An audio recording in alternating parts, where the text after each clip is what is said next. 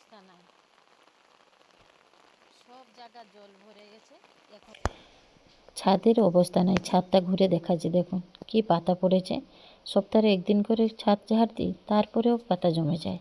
এত গাছ আছে আমার বাড়িতে যে সব সময়ই ছাদের পাতা পড়ে থাকে। আমি আর আমার প্রতিবেশী দুজনেই খুব কষ্ট পাই এই পাতা নিয়ে। ওরও টাইম হয় না, আমারও টাইম হয় না, কিন্তু গাছ তো দরকার, আর গাছও আমরা কাটতে পারছি না। তাহলে চলুন দেখে নিই আমার ছাদের অবস্থা।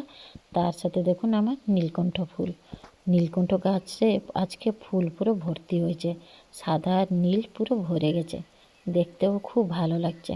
হ্যাঁ, এত ফুল হয়েছে, ভাবছি তুলে সবাইকে একটু একটু করে দেব। কালকেও অনেকগুলো হয়েছিল, একটা দিদিকে দিয়ে এসেছি, আজকেও অনেক হয়েছে, আজকেও সবাইকে 2-4টা করে দেব।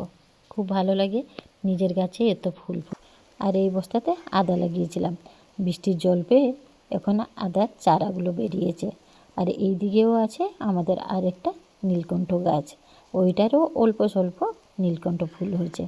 এবার ছাদটা একটু পরিষ্কার করে নিই আর ফুলগুলো তুলে নিচে চলে যাই। এই যে ফুলগুলো তুলে নিয়ে আসছি, দেখুন কত ফুল হয়েছে, সবাইকে একটু একটু করে দিয়ে দেবো আর নিজেও কিছু পুজো করে নেব। কেমন হয়েছে ভিডিওটা নিহাতি কমেন্টে জানাবেন। ভালো থাকবেন।